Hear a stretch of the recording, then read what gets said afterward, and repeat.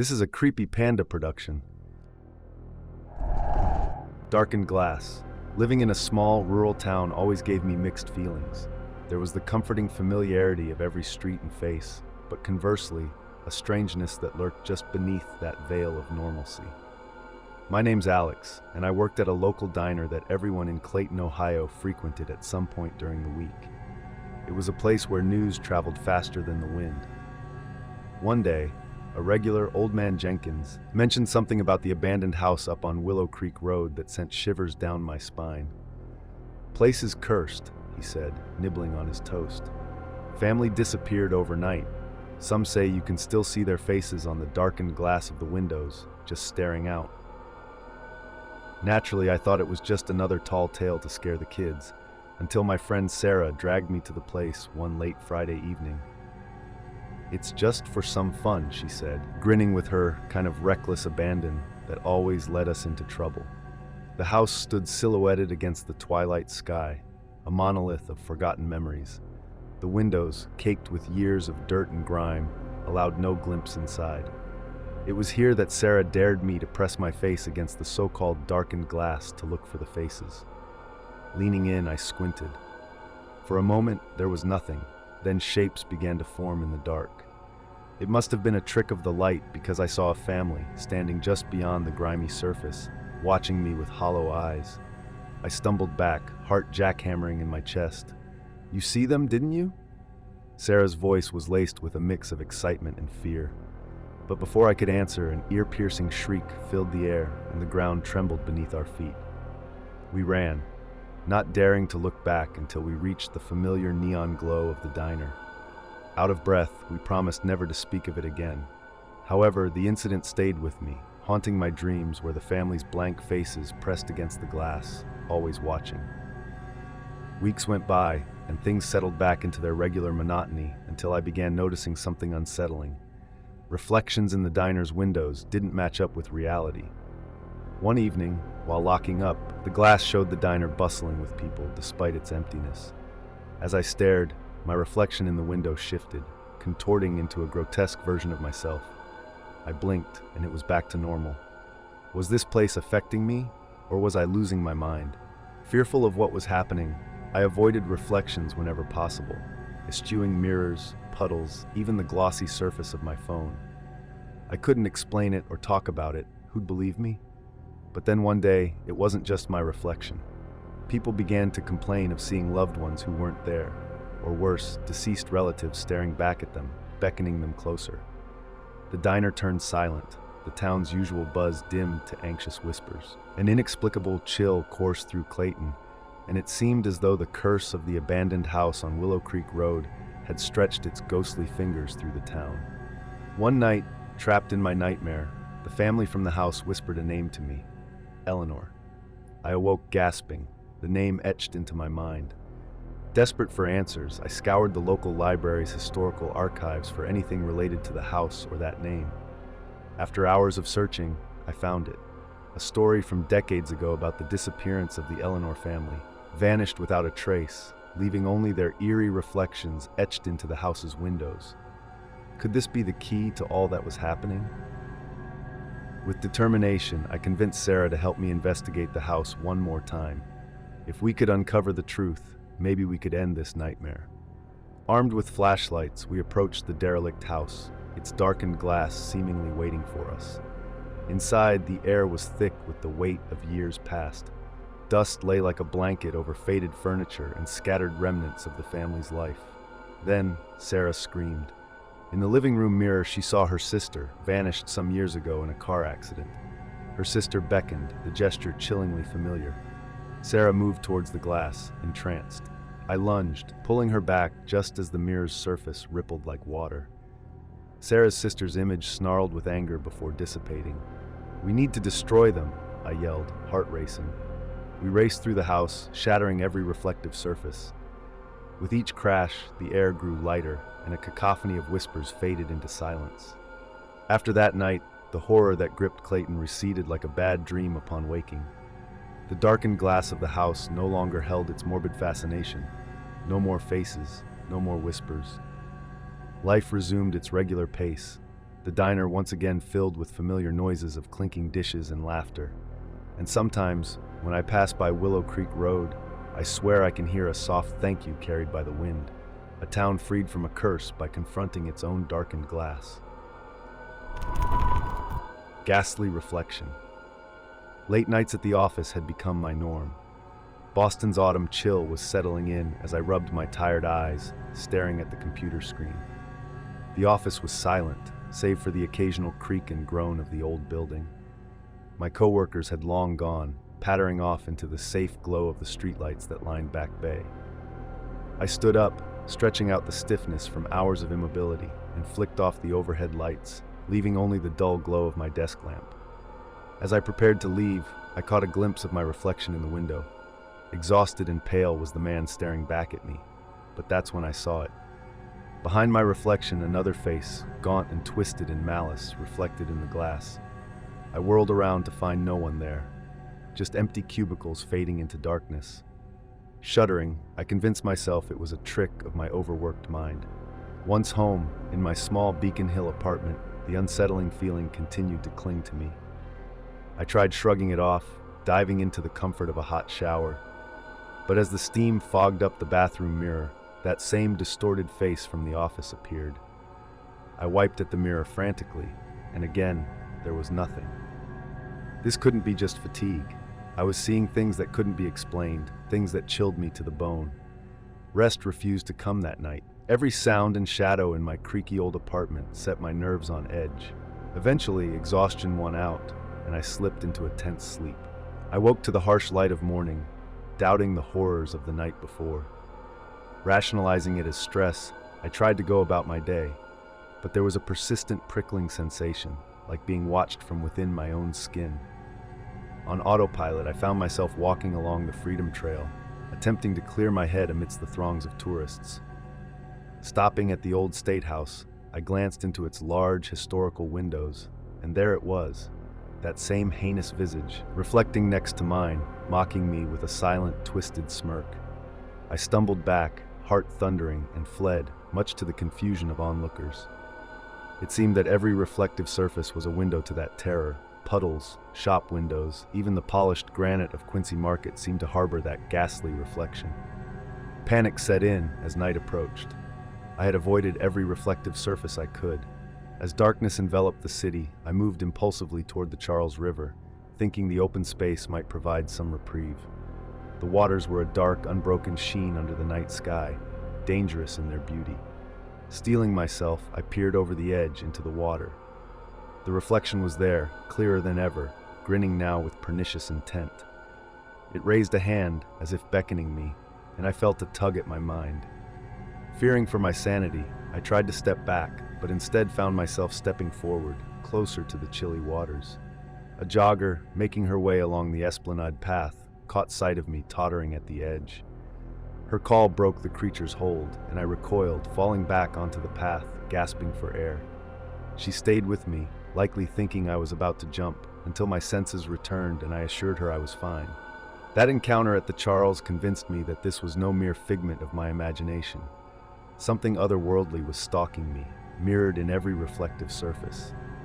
Desperate, I turned to local lore, scouring the internet for anything that could explain my situation. Accounts of mirror wraiths, vengeful spirits trapped within reflections, surfaced in obscure forums. One thread mentioned a shop in Salem named Obscura Occult that dealt with such supernatural afflictions. Salem was a hub for the mystic and the historic, and Obscura Occult was a cramped, dust-laden shop filled with oddities. The owner, a wizened woman with knowing eyes, listened to my story with a grave nod. "The one who follows you is a lost soul, envious of the living," she said, pulling out an object from beneath the counter. It was an antique hand mirror, its frame inscribed with symbols. "This mirror can trap the spirit once it reveals itself, but you must be brave enough to confront it." That night, I sat in my darkened apartment, the mirror clutched tightly in my hands. As the clock struck midnight, I turned on a lamp and faced my living room mirror. The creature was there, its features a grotesque mask of hunger and hate, but this time I was ready.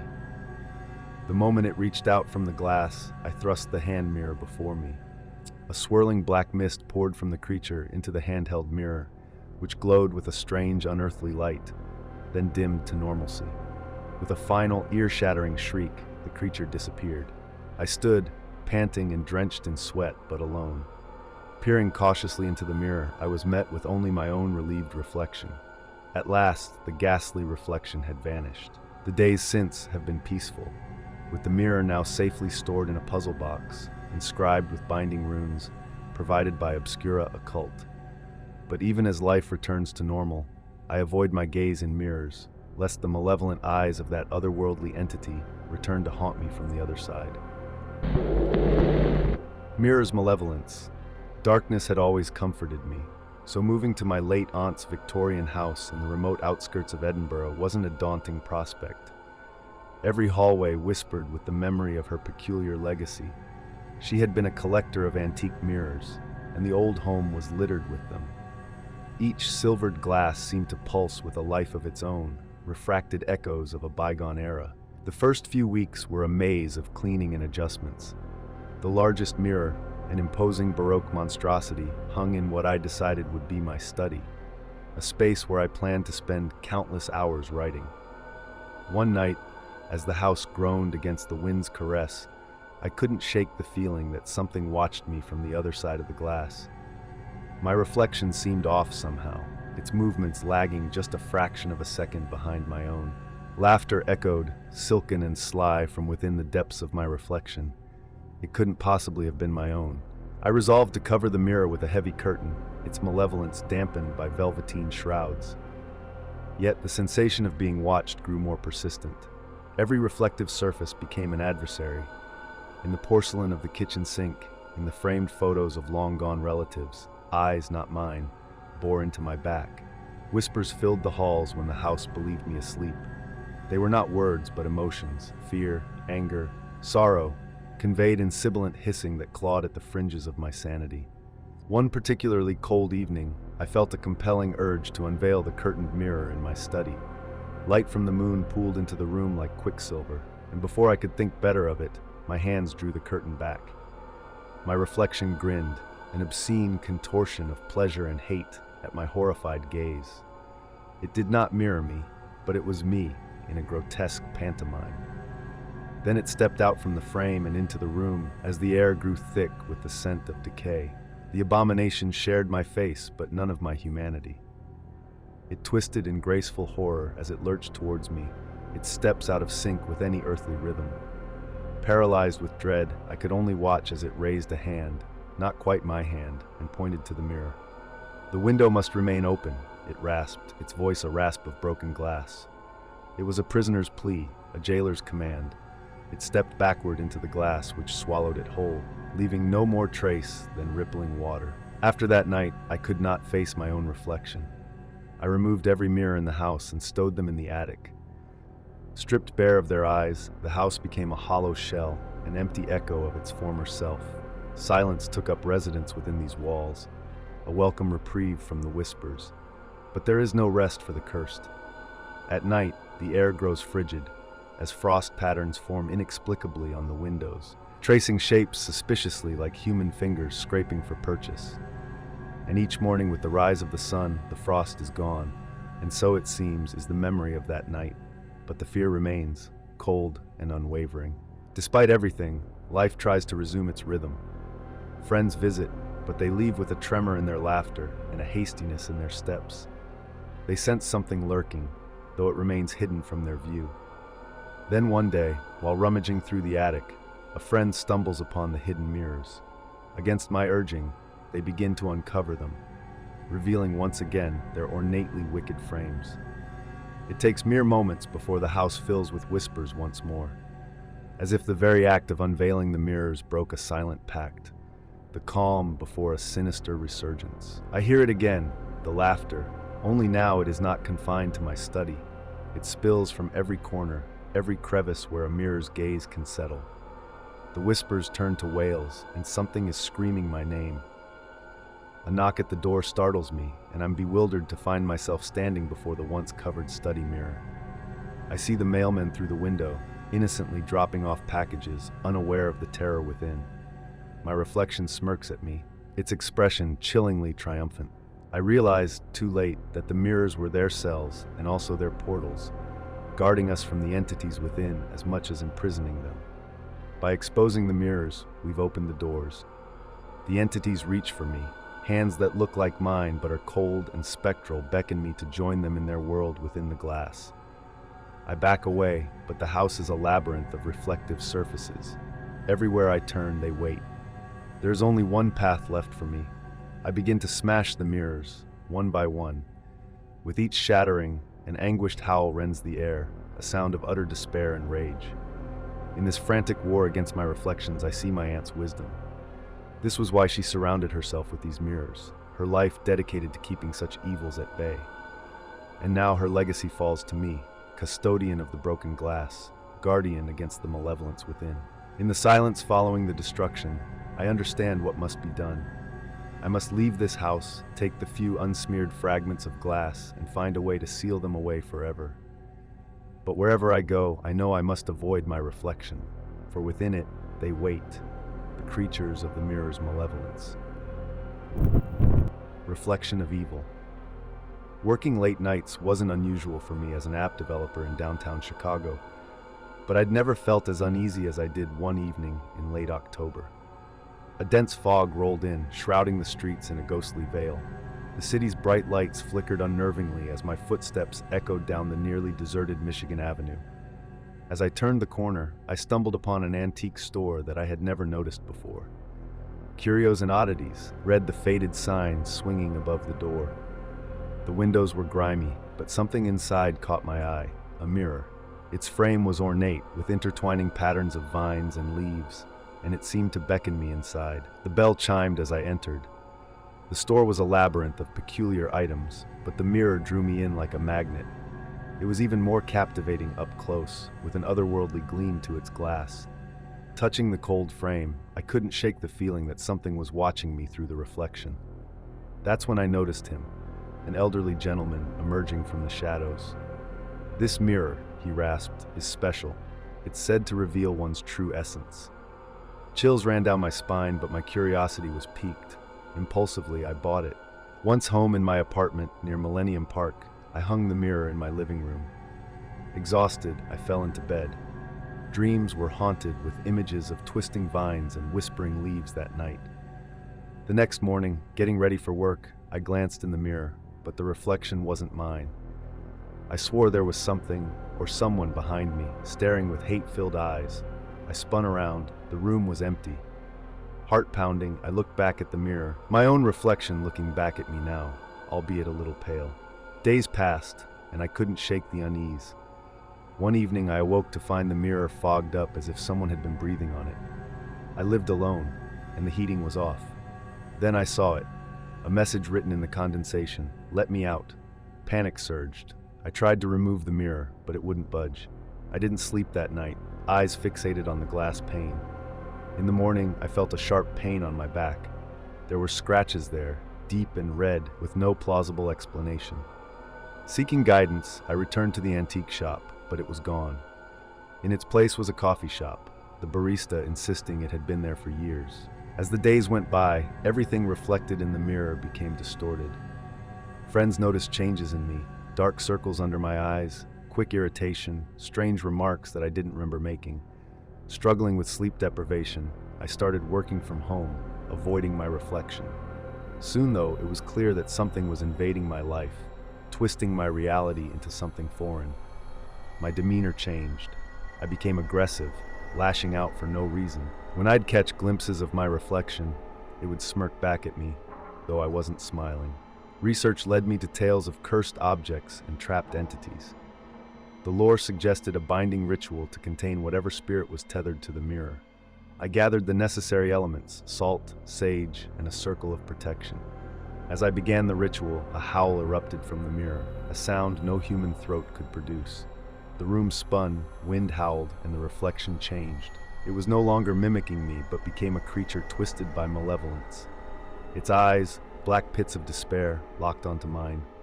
"You are mine now," it spoke with a voice that turned my blood to ice. I completed the ritual with trembling hands, the final words a shout over the roar filling the room. Suddenly silence. The entity in the mirror wailed, a guttural, pained cry, then vanished. I don't know if the ritual trapped the entity or just angered it. I moved out the next day, leaving the mirror behind. I've started a new job in Seattle, trying to rebuild my life. Some nights I dream of the antique store appearing on some fog-filled street corner, its next victim drawn to the reflection of evil. But when I wake, it's the reflection in my bathroom mirror that terrifies me the most, half expecting to see those hate-filled eyes once more. Shattered illusions. Waking up in the middle of the night has become a ritual since I moved into that old Victorian house on the outskirts of Salem, Massachusetts. It wasn't just the typical creaks and groans of an aged structure. There was a palpable heaviness in the air, thick with the scent of decay and whispering secrets. Dismissing it as overactive imagination, fueled by Salem's witchy history, seemed reasonable at first. But tonight was different. Tonight there was a voice, a soft, sibilant voice calling my name, Evelyn. Venturing into the hallway felt like stepping into another world. The moonlight spilled in through the stained glass, casting distorted shadows along the wall. I could almost hear the hushed tones of a conversation that ended a century ago, lingering like dust particles in the stale air. Something tugged at my consciousness, a memory or a warning perhaps, from within the heart of the house. The library door was ajar, which was odd since I distinctly remembered locking it before bed, a habit I'd developed after noticing books would often be found on the floor in the mornings. Standing in the doorway of the library was like staring into the abyss. My name had ceased being whispered, replaced by an eerie silence. Shadows writhed against the mahogany bookshelves as if they were alive, squirming to break free from their wooden confines. In the center of the room, the antique globe rotated slowly of its own volition, its continents blurred, lands that no longer existed, or perhaps never did, save for in nightmares. Fixated on this impossibility, I barely registered the soft thud behind me, turning just in time to see the door swing shut with a force that suggested a deliberate hand, though none was there. Panic seized me as I rushed to the door, only to find it unyielding. A guttural chuckle resonated from the darkness. The room seemed to close in on me. The air growing so cold, my breath materialized into mist. Each book bore down on me with oppressive malice, its spine harboring tales of horror beyond comprehension. The light of the moon betrayed me, filtering through the glass in eerie patterns that danced like specters celebrating my entrapment. It was in this moment I understood. This house was a tomb of histories best left undisturbed, and I was not alone. Scratching, faint, frantic, coming from behind the walls. I pressed my ear against the cold wood paneling, listening intently. The scrabbling grew louder, desperate, as if gnarled fingers were clawing to get out or in.